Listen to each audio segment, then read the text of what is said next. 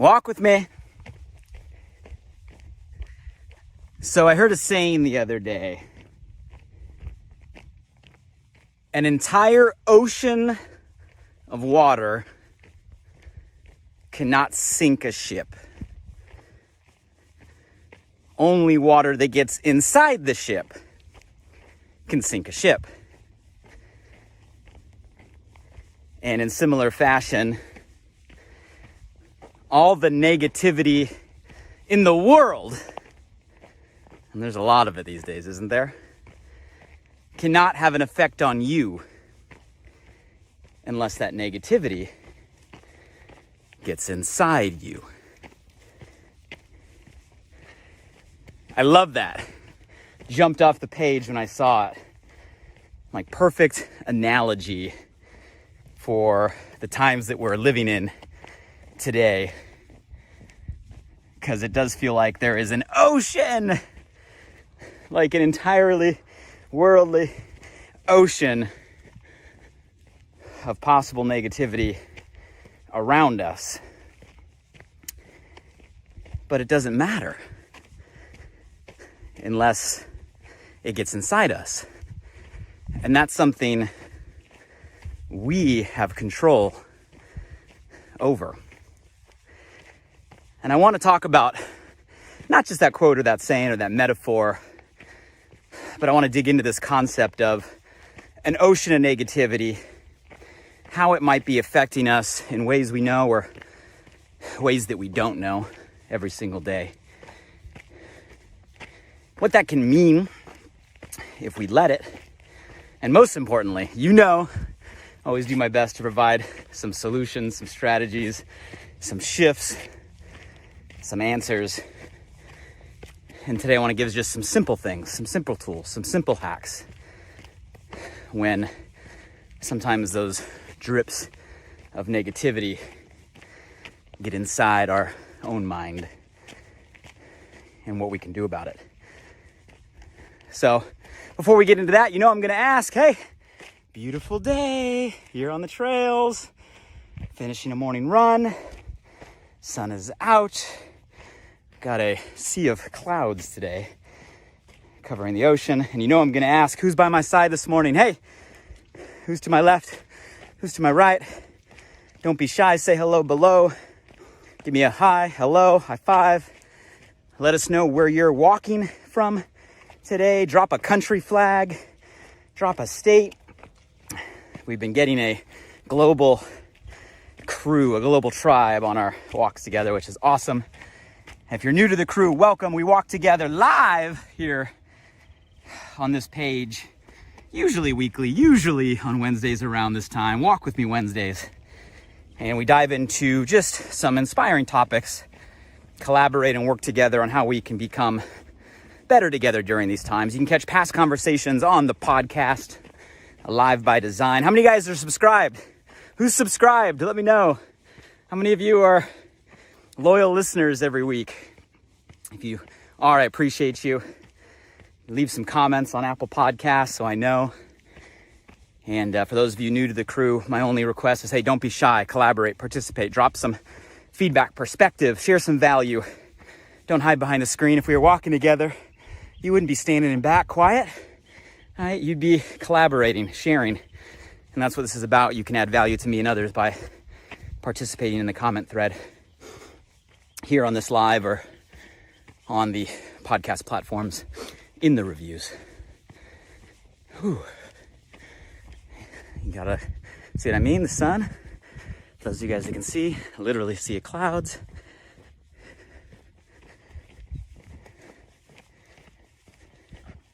Morning. Good morning. Morning.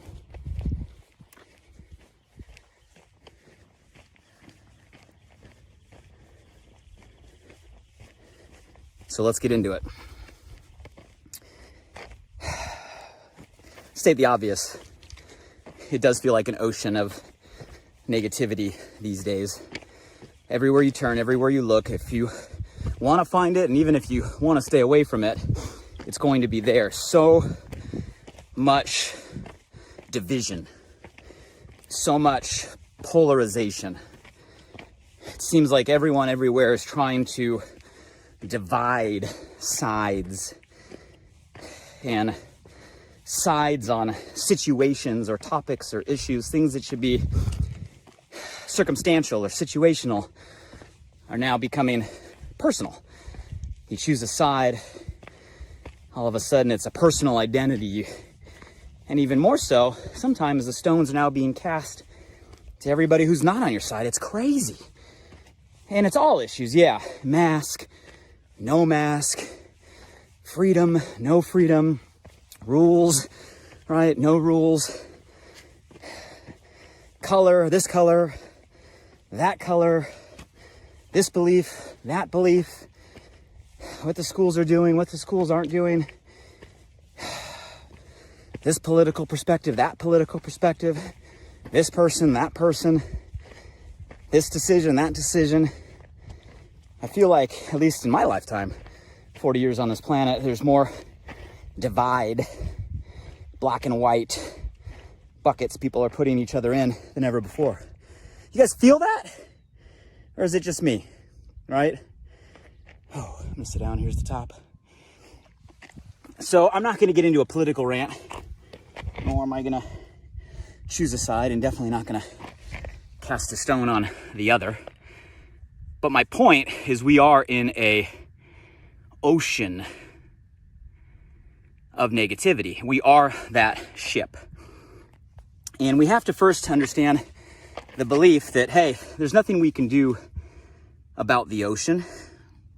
We're not going to control the water. It's there. It's growing. The tide seems to be rising. But the entire ocean of water, the entire ocean of negativity cannot sink a ship, cannot have an effect on us unless we let that water, that negativity inside us. And that right there becomes a decision. That right there becomes a way we can be in control of our consciousness, of our destiny. That right there is the shift from the blowing of the winds, right, to the set of the sail. The living by default to a living by design. And you might first ask, well, why is that important? You know, I remember a quote I heard in my early 20s that always stuck with me. It was, if you knew the power of a negative thought, you would never think a negative thought. Probably 2 decades ago, I heard that, and that's always stuck with me. If you knew the power of a negative thought, you would never think a negative thought. And I'll be the first to admit there's been seasons of my life where I've been better at that. Better by means of my natural belief system slanted toward positive, right? A positive thought, a positive perspective, right? A positive wiring. There's been seasons of my life, though, where it hasn't always been, where, you know, my first reaction would be a negative thought, you know? And I think if we're all honest with ourselves over the last couple of years, you know, myself included, it's been hard to maintain a perpetually positive mindset and not have negativity get into our own mind and between our own ears. So we're constantly always having to evaluate where are we at when it comes to our own negative thought patterns, our own negative self-talk, knowing that nobody's ever perfect and the goal is not to pretend to be, but to be conscious or aware of the inner conversation we are having, to a level we can be honest with ourselves. When it starts to slant negative, especially repeatedly negative, it becomes a pattern of negative, we're able to stop, recognize, and course correct. And if we go a layer deeper, well, does it really matter? Like, it's just a thought, right? It's just an inner dialogue, you know? Does it really matter if what I'm saying to myself is a negative thought or negative belief? And guys, the answer is yes, yes, yes. I can go do a whole dissertation on this, but I'll give you the summary view, the Cliff Notes view, right? A single thought of negativity is that, it's a single thought. But what happens, the way we are programmed, the way our mind literally works on a biological level, is it seeks familiarity. So once we have a thought, we already have nurture, right, working against us, our biology working against us, to cling on to a similar thought, to repeat that thought. How many times have you guys if you're like me, you can relate. You get into a thought and sometimes your brain just starts to ruminate over and over and over again. And that thought begins to expand. What we focus on expands. Even a negative seed grows, right? And you start to spin. And if you let yourself go down that path, all of a sudden what started as a single negative thought becomes this massive, right, seemingly, problem. And we get stuck in that rumination. Who's been there? Be honest. And you guys, there's no guilt, there's no shame in all of that. It's how our brain is wired. You have a thought, the brain is programmed to seek familiarity, to find a similar thought. Literally, it builds a neural pathway of that thought happening over and over and over again. And it gets worse than that. Once we have a thought that continues to ruminate in our mind, that we continue to tell ourselves, that thought ends up creating a story, right? We say people get stuck in their story. How many of you guys have witnessed somebody that told themselves something over and over and over again? It's like they're on repeat. They can't get out of that story. Sometimes it comes out in their language over and over and over. And people outside can see, man, they're stuck in a negative thought pattern. They're stuck in a story, but they're not even aware. They've told themselves that so many times, it's become their reality. So a negative thought ruminates. A ruminating thought becomes a story. We get stuck in our story, but it goes even deeper. Goes to another part of our brain, our reticular activating system, our RAS for short, our filter that decides what of the things we sense actually hits a projection or a perception, right? A conscious awareness. That is programmed to follow our current thoughts or beliefs. So a single thought perpetuates, a perpetual thought becomes a story or a belief, and that belief literally programs the filter of which our biology chooses what we choose to see, hear, taste, feel, touch, all of our senses letting in. In other words, we are programmed to seek out and find things that are reinforcing our existing beliefs. It's a safety mechanism. It's a survival mechanism. We're built this way. So now all of a sudden that one negative thought became a story, that story became a belief, that belief flipped a filter, and now it's literally choosing what things we sense. That's where this concept, guys, of attraction comes in. We literally start to attract, that's the way that it feels, things that match our current belief system.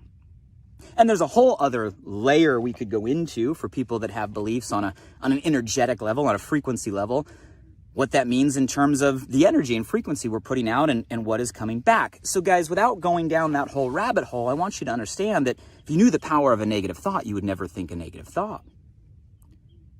If you knew that a thought is going to start to repeat, if it repeats, it becomes a story. If it becomes a story, it's literally a belief that shifts or flips our filter, that controls what we perceive, that ultimately dictates what we attract.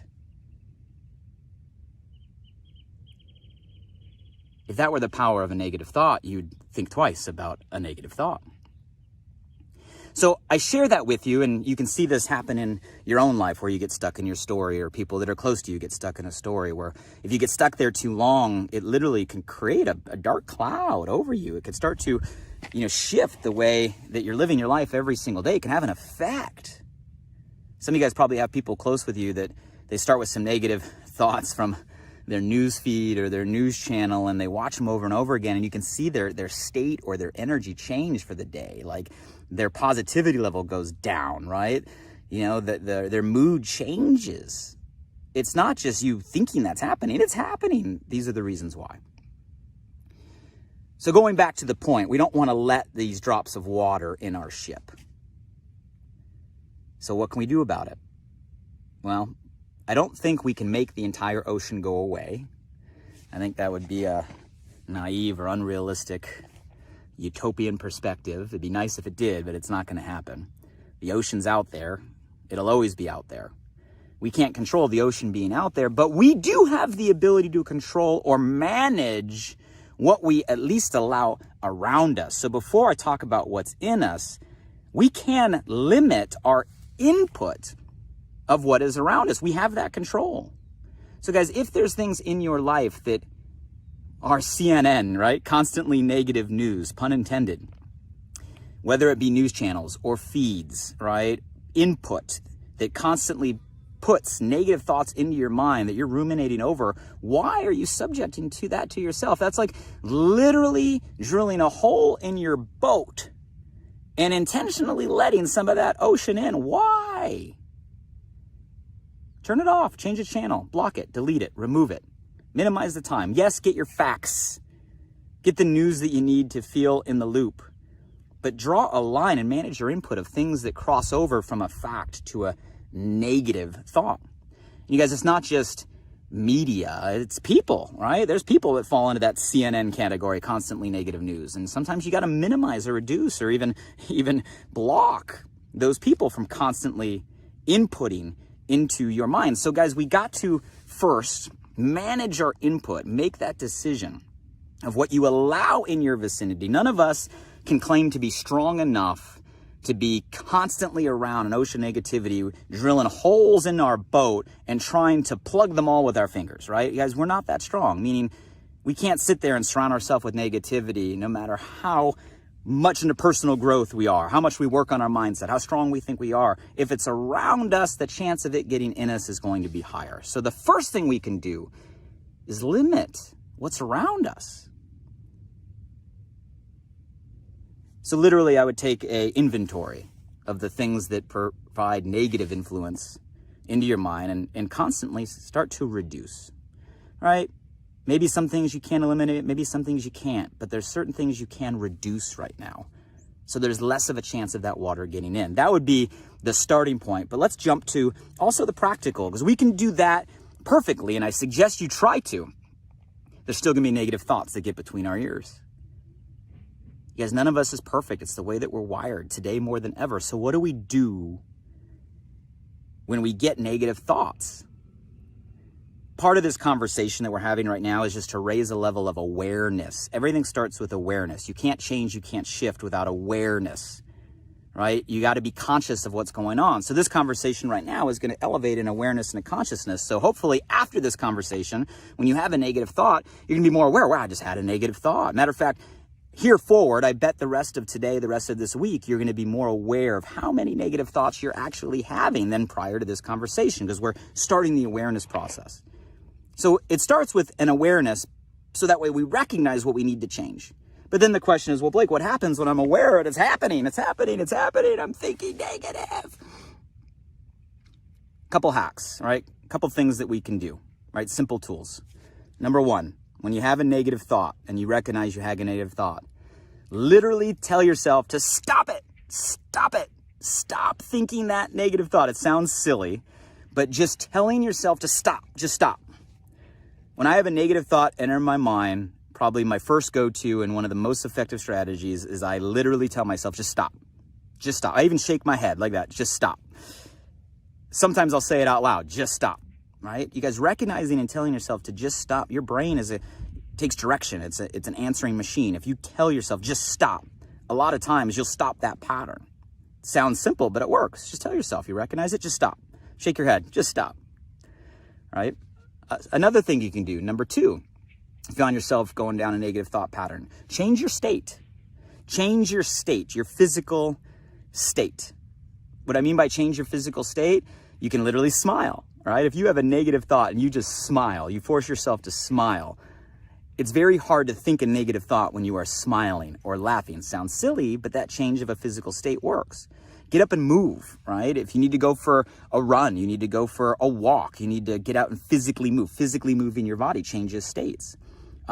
Music, right? A lot of times music, guys, is a great state changer. You can turn on your favorite song, turn on music and move, right? Dancing, if you want to get up and dance. All of these things may sound silly, but physically changing your state is going to interrupt that negative pattern, stop you from continuing to ruminate or go down that path, right? So you can change your state, physically change your state. Number three, you can reframe your thought pattern. You know, Tony Robbins uses powerful questions. One of the things that if you've ever been to a Tony Robbins event, you've probably heard him teach at some point is, if the world was working for me right now, what else could this mean? It's a question that challenges you to see things from a different perspective. If the world is working for me right now, right? If not against me, I'm not a victim. Things aren't happening to me. It's happening for me, for my benefit, for my blessing. There's a divine plan. It's working for me right now. What else could this mean? Challenges you to reframe your thought process. And all of a sudden you might look at things from a different perspective where you found yourself stuck, right? Hitting your head on a roof, right? Can't figure it out. All of a sudden, boom, a different vantage point changes perspective. So you can reframe, right, the way that you're looking at things. We'll continue to going. Are these helpful, right? Simple tools, right? Simple tools, but they make a difference. One that I've heard frequently is you can say that negative thought in a way that minimizes it.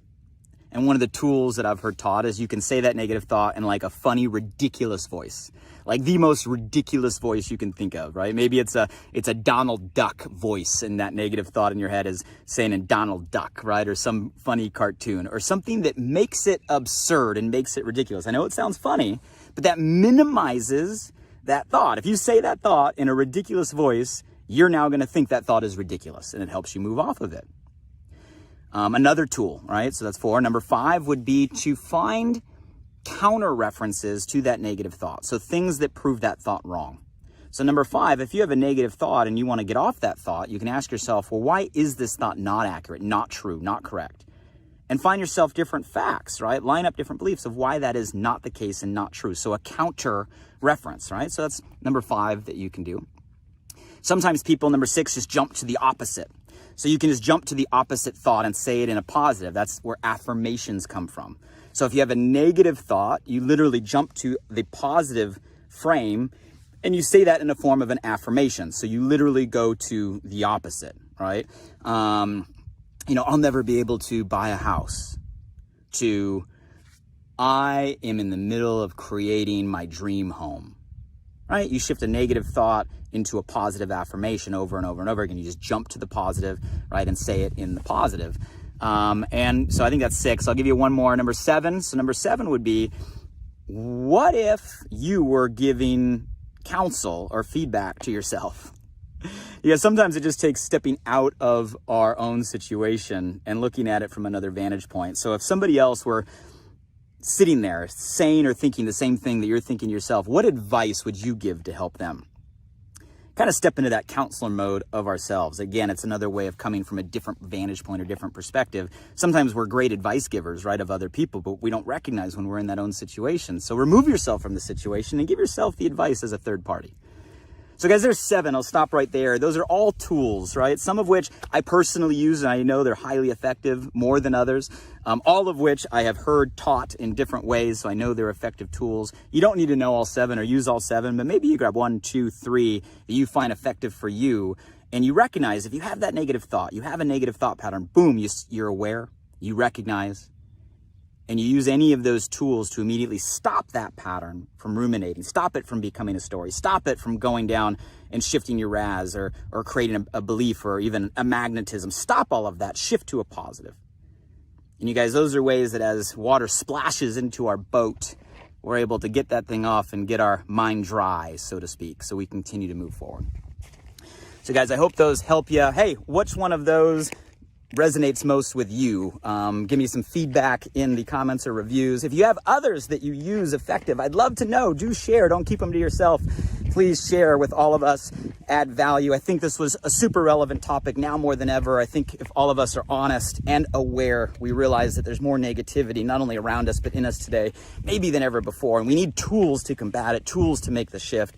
And hopefully today's conversation helped give you those tools. If someone came to your mind or your heart, someone that is stuck in a story, dealing with negativity right now, tag them in the comments. Feel free to share, right, this message. Some of the greatest gifts we can give is sharing tools, guys, on how to overcome. And hopefully this is now a tool for you and a tool to share with those that you care about.